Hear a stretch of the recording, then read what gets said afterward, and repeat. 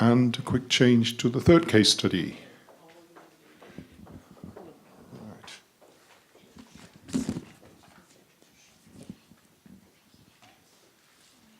You're happy to do it, Bernd? Yeah, no. Ah, okay.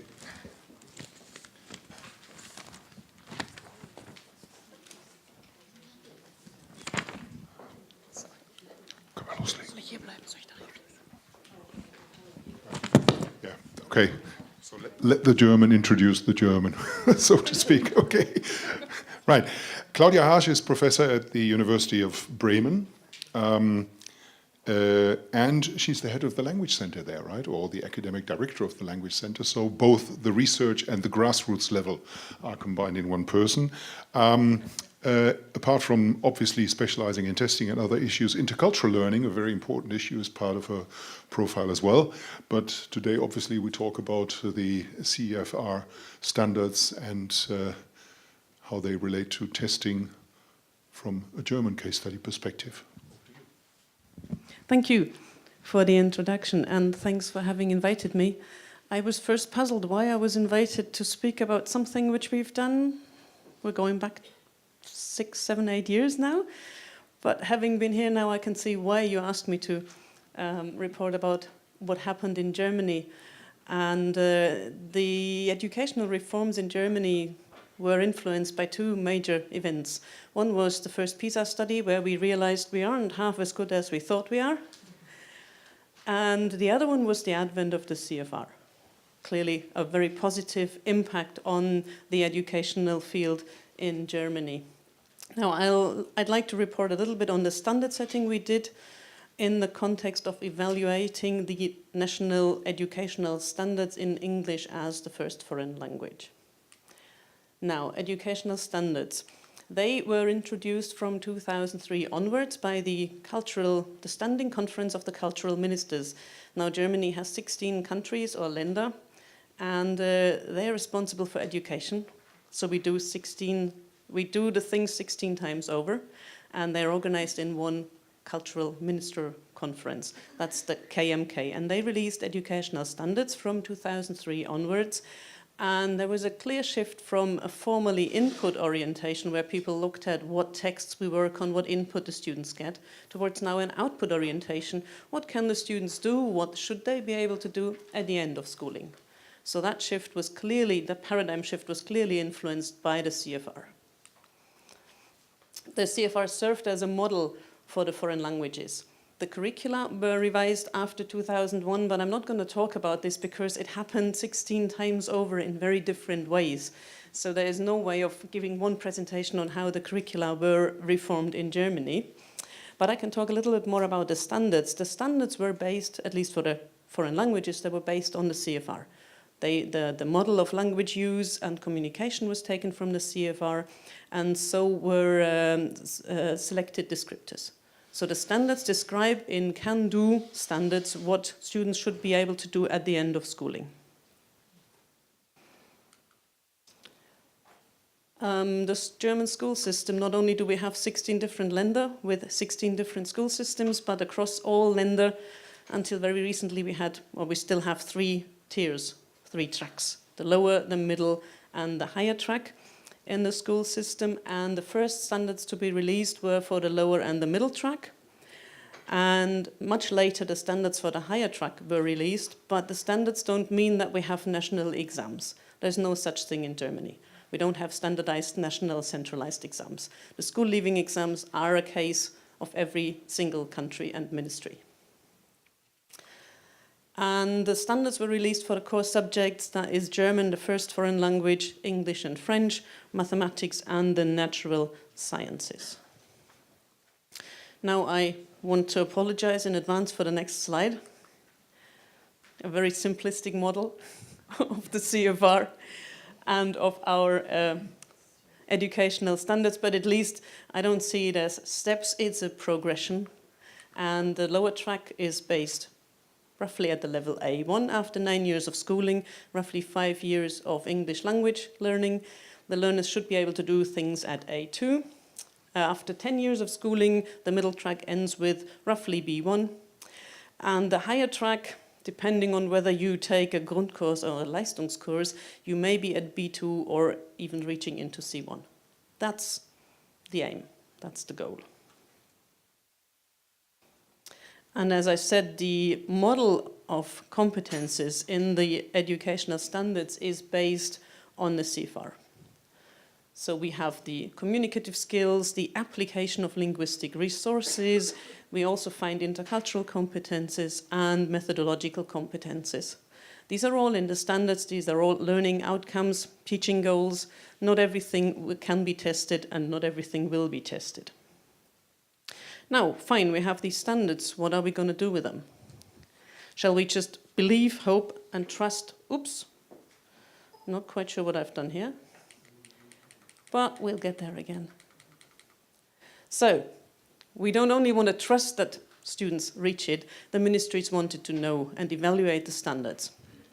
So, they did something which was, again, a novelty in Germany. They founded one institute, the IQB, the Institute for Educational Quality Improvement in Berlin. It was founded in 2004 by the KMK, which is the Cultural Minister Conference. And that's a novelty, and it still is there. It still is in existence. And I happened to be working there from 2007 to 2009. I was responsible for the English standards evaluation. And the IQB was commissioned with two strands. One strand was the standards-based tests in order to evaluate the educational standards. And there was a second strand. The cultural ministers wanted comparison tests to see whether the students reach the standards a bit before they evaluate the standards at the end of schooling. And they wanted these two strands to be linked. And what we did right from the beginning was involve teachers. So the cultural ministers send us teachers. We had teachers from all 16 states, from different school systems and from different tracks involved. They received training, I think overall 3 years of training as item writers, familiarization with the CFR and with different methods of testing.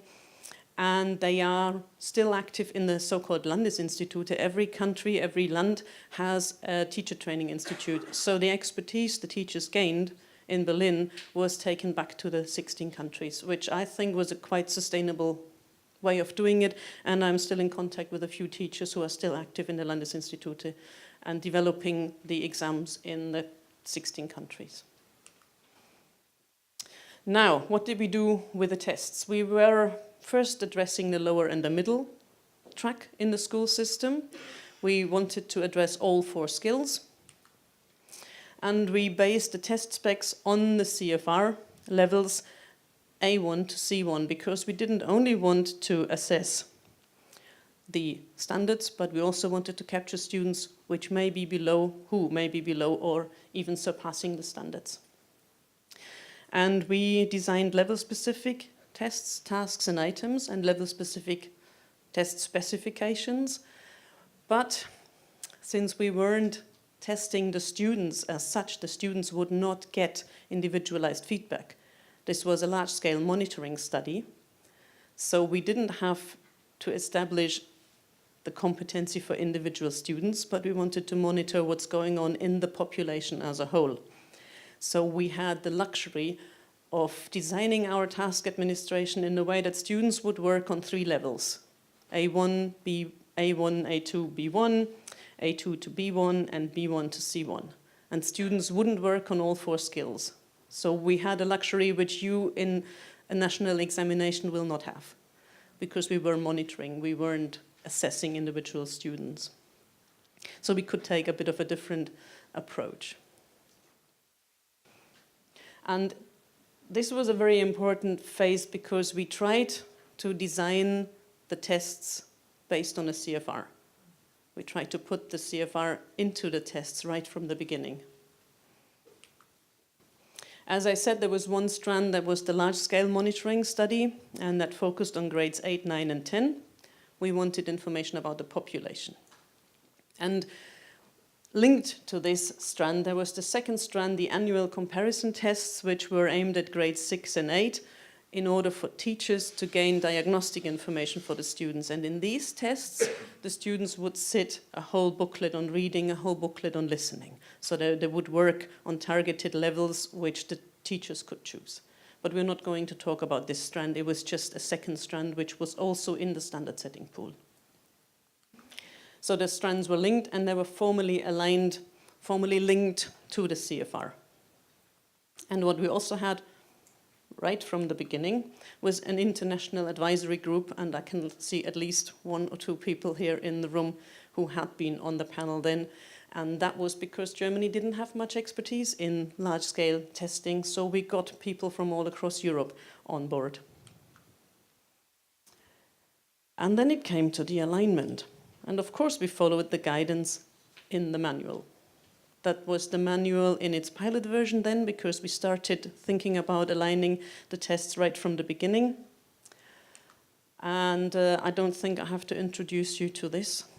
You may all be very well acquainted with the different stages in aligning tests to the CFR. And we tried to follow them by the books. We started during test development. We familiarized our teachers with the CFR, with the standards, and we specified all items, all tasks. We used the Dutch grid, the Alti grids, and we used our own item templates. I'm going to show you an item template. That was a template for writing. So I have to go a bit closer. Can you read this? Excellent. So we tried to specify the type of prompt, the nature of content, the length of the input, the topic area. We tried to specify the output, what is expected in this writing task from the students, what discourse type, what text type, how much time do they get, how many words are expected at which level, which functions does this task target. So the teachers who developed the tasks had to fill in this template, and that was the first page. We didn't make it easy for our teachers. And the second page is where I said we had level-specific test specifications, so the task should target one level, and these are the specific purposes we wanted to test at the different levels, like A2, they could write groups of words, phrases, sentences, short, simple formulaic notes, messages, posters, very simple personal letters, emails, or short, simple texts. That was the specifications the teachers could choose from. And the teachers were on board to develop these specifications. I'll give you one writing example that you see our A2. So that was the lost dog. You're on holiday in Ireland with your dog. It has run away. You haven't got a photo with you, so you have to describe it. Make a poster to find your pet. And since it's A2, we gave them a lot of information to put on the poster. We told them how many words we expected, but they didn't have to count the words, and they also knew how much time they had. And we gave them a little template for the poster. So that was one task we thought should be addressing learners being at A2 in the field of writing should be able to solve this task, was our assumption. And these tasks were assessed with a rating scale, and the rating scale was based on relevant CFR descriptors. I'm not going to talk about this. That has been published, and I've talked about that before. So, back to the alignment. After we developed all the tasks, we had a big item pool, a big item bank, and that was, of course, piloted. We had empirical data, and that was a large-scale study, so we had enough empirical data to IRT scale the whole test's items. And then we had a formal standard setting workshop. I'll come to the panel and the methods in a minute. And during that standard setting workshop, of course, we had to familiarize the panelists again with the CFR and with our tests and the test specs. And then we had a round of standardization for reading, listening, and writing. Let's not go into speaking. We did not have that in the test. And before and after the workshop, we did empirical validation. That was an ongoing project. Now, this is empirical data. If you are familiar with IRT scaling, you may know what this tells you. If you turn your head this way, you can see the bell curve. That's the students. Then you can see... I better not try and use that. You can see the raters nested around the middle, so they were well trained. And then we also scaled the criteria. And here you see the tasks. Can you see the CFR levels with the tasks? So these CFR levels are the pre-estimations by the teachers. And the order is the empirical order of difficulty. So they got it quite right. Not always, but quite. When you say Dutch, you mean CETO? CETO? You refer to a Dutch grid. The Dutch grid, yeah. Can we do that after the presentation? I'll come to the Dutch grid in a minute. So then we come to standard setting, and you may see the bear in the corner, which refers to our experts from Berkeley, California. We invited Mark Wilson and got the American expertise on board because that was still very new in Germany. So we cooperated with Mark Wilson, and we had a research project design. So NEOS, we didn't only have 2 watches, we had 4 watches. We had 2 different methods, the bookmark and the criterion map method, and we had a panel of 48 experts overall, and we used 2 groups for each method. One was a homogeneous group of 9 teachers, and the other one was a heterogeneous group of 14 people, content experts, psychometricians, testing experts, and teachers. And we gave them 2 different methods. We can talk about the methods in a minute. I don't want to get too technical. And the panelists had to set cut scores at that task, which a learner at the beginning of the targeted CFR level can solve with more than 67% probability. And they got the items in their order of difficulty. And this is what they saw. Sorry for the smallness, but you get an idea. You have all the tasks aligned in their order of difficulty, and then the 4 different panels had to set cut scores, and the different dots refer to the 4 groups, and you see they did not always agree. This is what we expected. You use 4 groups, 4 methods, you get 4 different results. And we had to deal with that. That was the challenge, but the easy way out would have been take 1 panel and 1 method. You get seemingly agreement, but what you don't see is what you don't do. So we tried and had a closer look, and this is the closer look, the level A1 to A2. We had the 4 different groups with 4 different cut score recommendations. So what we're going to do with that? Same happened for A2 to B1, but 3 groups were more in agreement. And there are several ways of dealing with that. And we decided to use the grand mean. You see on the left-hand side is the grand mean, and the other 4 columns refer to the 4 different groups, color-coded on the bottom, if you can see that. And you see that the groups were kind of in agreement in the middle for B1, more or less, and they were falling apart for the B2 and the A1 level. And we, in the end, used the grand mean. There were different ways you could use the median.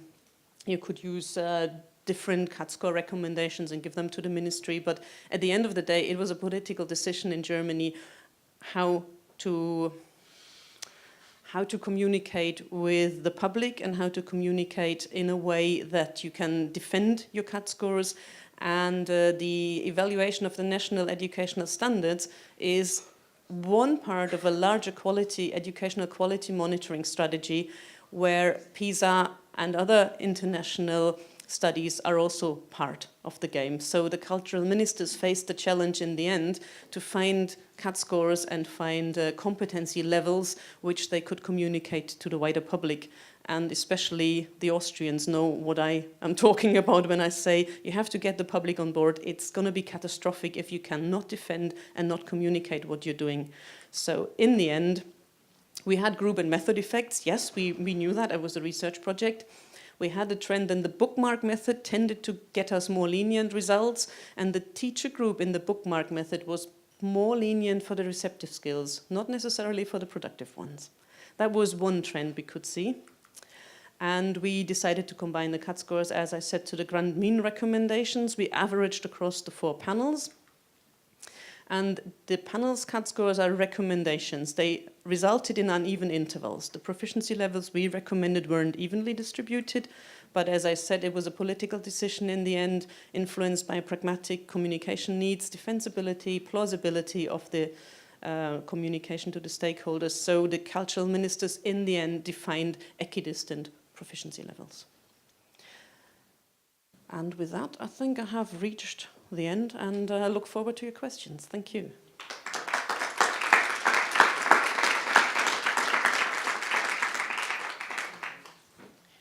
Right, once again I'll be the bearer of good sound.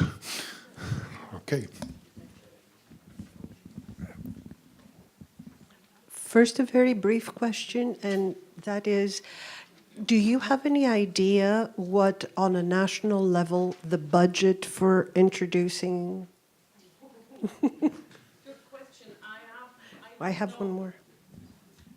Yeah, I wouldn't know from the top of my head, but it was a large project. It's not cheap. That's why I was asking about the budget. You won't do it on a spring budget. No. My question is simple. How many students were tested? And I know that Germany has got independent states. Therefore, how did this national testing happen? That happened with the help of the Data Processing Center in Hamburg, and the large-scale studies in Germany are all administered and organized by the Data Processing Center. It's a national representative sample, and the DPC, as it is called, has the right to draw schools, and all the ministers will the schools will work with us. So we didn't have to go and beg the schools, but this is a national thing. So they draw a sample which is representative, and they stratify all the different school strands and the different countries and the size of the countries. So we get representative samples for the piloting and for the norm study.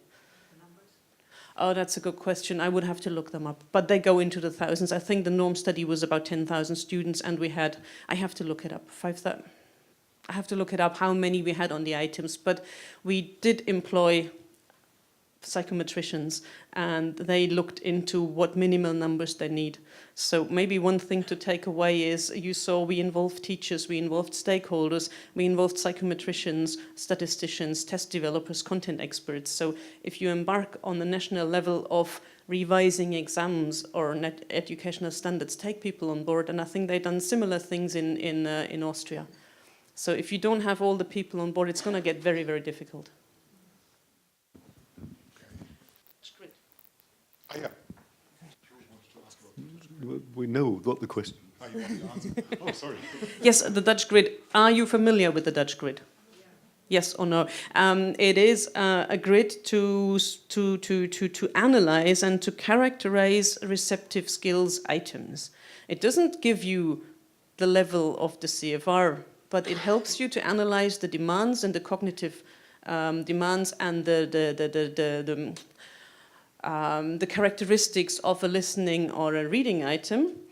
And based on your analysis, you then can come to a better informed judgment at which level the learner should be in order to be able to solve this item. It's in the manual. It's in the manual, and it's I guess it's online.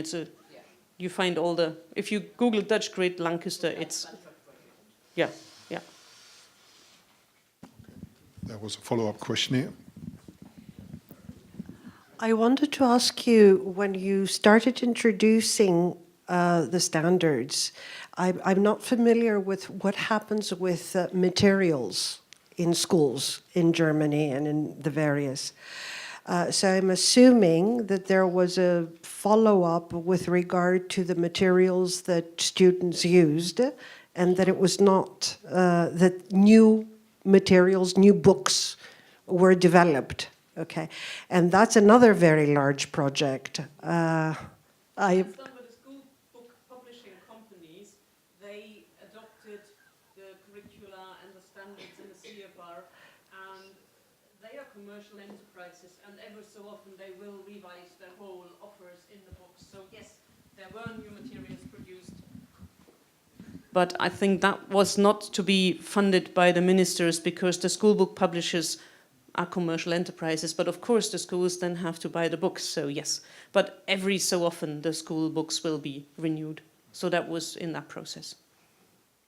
And in addition, a lot of the curricula in the various Bundesländer were redesigned in terms of what they now call competency-oriented frameworks.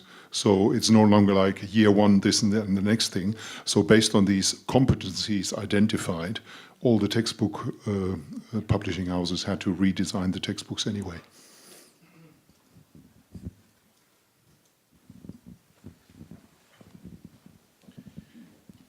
We heard Nick tell us earlier that one of the results of the survey Lang study was that the majority of students would only reach B1.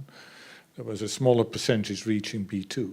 And I was wondering, could there be a correlation between the fact that your judges were not quite sure about what a C1 level would constitute, and the fact that, in fact, the survey-lang study showed that very few students would reach C1? Could there be a correlation there? I think thank you. The evaluation showed that only a small percentage in Germany reaches C1, and in our case that was the middle track and possibly bilingual gymnasium, where the students may reach into C1, but the majority is at B1 in grade 10. It may be a different picture if you go up in the higher track, but that wasn't a part of the evaluation. And with the panelists, they received familiarization training with the CFR and standardization with benchmarked examples. So what we did, what I have to say, is we only took a test-based approach. So we did not look at student performances because we didn't have the time. So we looked at the rating tasks and the rubrics, the rating scales, but we did not look at students' samples. But we only had 2 C1 tasks all in all, and they were administered to bilingual schools. So we didn't dare give that to a lower track student because what's the point? So C1 wasn't really in the focus.